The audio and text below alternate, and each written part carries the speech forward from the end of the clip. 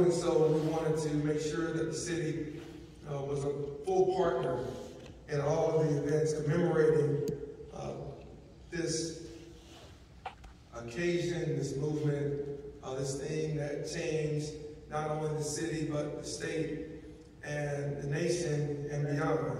And so I want to thank all of the faith leaders that we have, everyone that is a member of this program tonight.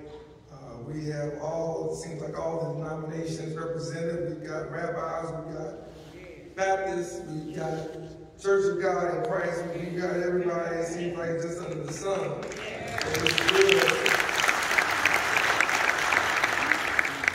to be here. And I certainly want to thank our guest, Bishop J. Drew Sheard, for being with us this evening. While he was flying to my city, I was flying to his city, and just got back off a plane from Detroit for an economic forum that they were having, showing much of the work that has been done in Detroit in neighborhoods that we seek to invest in right here in Montgomery. So it is great to be here with him and to be able to welcome him to our city.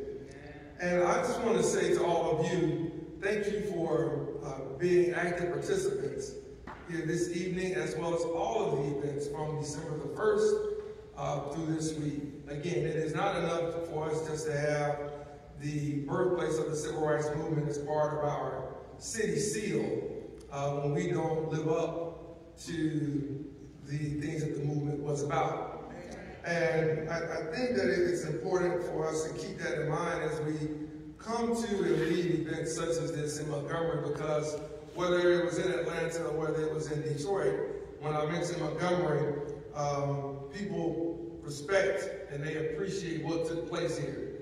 Obviously, Mrs. Parks lived much of her life in Detroit, Michigan, and so there's a special bond between Detroit and those that knew Mrs. Parks then, and those that knew her here, and those that even knew her where she is from in Tuskegee, Alabama. And so I think it's important for us to keep those things in mind as we come to occasions such as this, that it's not just for us to talk and to feel good, but it is for us to renew the spirit for which this was founded. And so I want to just highlight some points of interest that I think is important for the city to recognize. And speaking on behalf of the city, I think it's well within my purview to do so. And I'm going to give you just a little bit of history, and I will take my seat so that we can hear our speaker and we can hear from this wonderful chorale once again. And so I'm going to start with some history that I mentioned the other day when we were dedicating the new Rosa Parks statue outside of the Rosa Parks Museum. And I think it's very incumbent upon us, for all of us really, to understand how we got to this place on the first Monday in December of 1955. And I think it's important for us to not only remind ourselves, but to share with those that are not here, those that are at the high school next door competing in a basketball game. We wish them well, those student athletes, those that did not make it for other reasons. It's important for us to share the history, the full history of how we got here. So I want to share this piece taken from the Martin Luther King Institute at Stanford University. Much of it taken from Dr. King's book about the boycott, Stride Toward Freedom. And it begins, the roots of the bus boycott began years before the arrest of Rosa Parks. The Women's Political Council, a group of black professionals founded in 1946, had already turned their attention to Jim Crow practices on the Montgomery city buses. In a meeting with then Mayor, not this Mayor, then Mayor, W.A. Gale, in 1954, March to be specific of that year, the council's members outlined the changes they saw for Montgomery's bus system. They saw for Montgomery's bus system that no one should have to stand over empty seats. A decree that black individuals not be made to pay at the front of the bus and enter from the rear of the bus. and a policy that would require buses to stop at every corner in black residential areas, as they did in white communities. When the meeting failed to produce any meaningful change, WPC President and Women's Political Council President Joanne Robinson reiterated the council's request in a letter dated May 21st to Mayor Gale, telling him there has been talk from 25 or more local organizations of planning a citywide boycott of buses. A year after the Women's Political Council's meeting with Mayor Gale, a 15-year-old named Claudette Colvin was arrested for challenging segregation on a Montgomery bus. 7 months later, 18-year-old Mary Louise Smith was arrested for refusing to yield her seat to a white passenger. Neither arrest, however, mobilized the community like that of Mrs. Parks. Dr. King recalled in his memoir that Mrs. Parks was ideal for the role assigned to her by history. In December 1955, Mrs. Robinson prepared a series of leaflets at Alabama State College and organized groups to distribute them throughout the black community. Meanwhile, after securing bail for Mrs. Parks, with Clifford and Virginia Durr, Mr. E.D. Nixon, past leader of the Montgomery chapter of the NAACP, they began to call local black leaders, including Reverend Ralph D. Abernathy and Dr. King, to organize a planning meeting. And on December 2nd, black ministers and other leaders met at Dexter Avenue Baptist Church and agreed to publicize the December boycott. The protest received an unexpected amount of publicity in the weekend newspapers, radio, and television ads. And on December the 5th, 90% of Montgomery's black citizens stayed off those buses. And that afternoon, many ministers and leaders met to discuss the possibility of extending the boycott into a long-term campaign. During this meeting, the MIA, or the Montgomery Improvement Association, was formed, and Dr. King was elected president. Mrs. Parks recalled, the advantage of having Dr. King as president was that he was so new to Montgomery and to civil rights work that he hadn't been here long enough to make any strong friends or any strong enemies. In other words, he didn't know what he was getting into. That evening, as has been said here already, at a mass meeting at Holt Street Baptist Church, the MIA voted to continue the boycott. Dr. King spoke to several thousand people, Dr. McClung. He didn't say how many thousand, just several thousand. And he said, and I want to quote, "I want it to be known that we're going to work with grim and bold determination to gain justice on the buses in this city. And we are not wrong. If we are wrong, the Supreme Court of this nation is wrong. If we are wrong, the Constitution of the United States is wrong.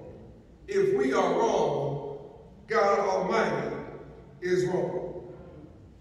After unsuccessful talks with city commissioners, didn't have a city council at that time, and bus company officials, on December 8th, the MIA issued a formal list of demands: courteous treatment by bus operators, first come, first served seating for all, with blacks sitting from the rear and whites from the front, and black operators on predominantly black routes. The demands were not met. Montgomery's black residents stayed off the buses through 1956, despite efforts by city officials and white citizens to defeat the boycott. It's important that we understand that the city government worked aggressively to defeat the bus boycott. It's important for us to understand that white business leaders worked aggressively to defeat the bus boycott. They would fail in those efforts. But after the city began to penalize black taxi drivers for aiding the boycotters, Montgomery Improvement Association got nimble.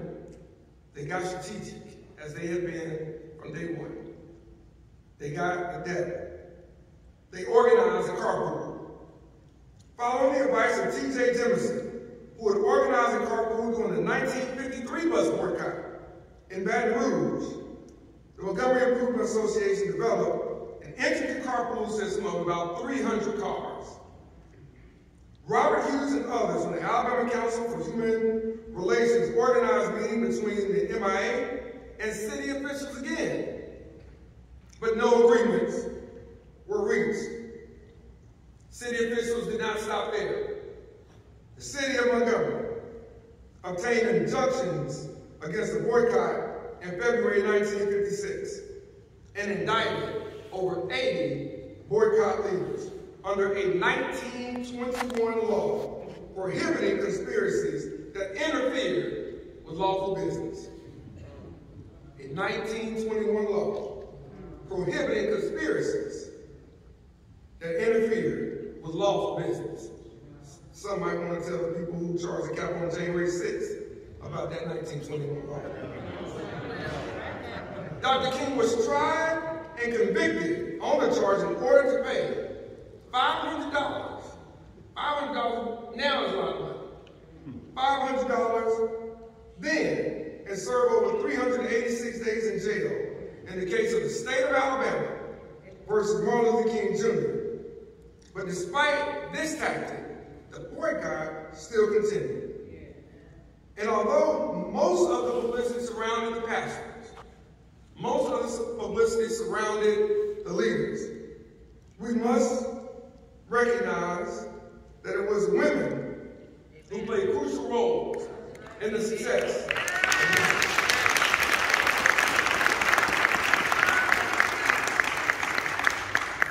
Women such as Joanne Robinson, Johnny Carr, Irene West, who sustained the MIA committees and the volunteer networks. Mary Fair Burks of the Women's Political Council also attributed the success of the boycott to the nameless cooks and maids who walked endless miles for a year to bring about the breach of the walls of segregation. June 5th, 1956, the federal district court ruled in Browder versus Gale that bus segregation was unconstitutional. And in 1956, the United States Supreme Court affirmed Browder v. Gale and struck down laws requiring segregated seating on public buses. The court's decision came the same day that Dr. King and the Montgomery Improvement Association were in circuit court right here, challenging the injunction against the Montgomery Improvement Association carpools. When Dr. King boarded an integrated bus, Reverend Abernathy and E.D. Nixon, Mr. Glenn smiled after calling for an end to the bus boycott. He said, and I quote, "We came to see that in the long run it's more honorable to walk in dignity than ride in humiliation. So, we decided to substitute tired feet for tired souls and walk the streets of Montgomery." Ladies and gentlemen, that is why we are here, to renew the spirit of the men, the women, the children. Many of you, your family members, your church members, your neighbors, those who did not have a mayor they could call their own, those who did not have a mayor that would come visit Holt Street, come visit Mount Zion, Dexter Avenue, or Bell Street. One who would not sit down fairly and equitably and speak to leaders about their demands, about their charge. We come here tonight to renew the spirit because this is a new city with new leadership and a new spirit and a new purpose, with the people at the forefront and the purpose to deliver on the promise of the men and the women and the children who sacrifice so that not just I, so that all of us, Jewish, Korean, Italian, black, white, male, female, could all sit in this building together. And so while we take our spiritual renewal from the words and the hymns of the choir, words of our guest speaker tonight, I hope that it will not end here. And I hope that we will take this forward into the community and share this with many others. Because while we commemorate this once a year, we must activate it on it every day of each year. Thank you very much.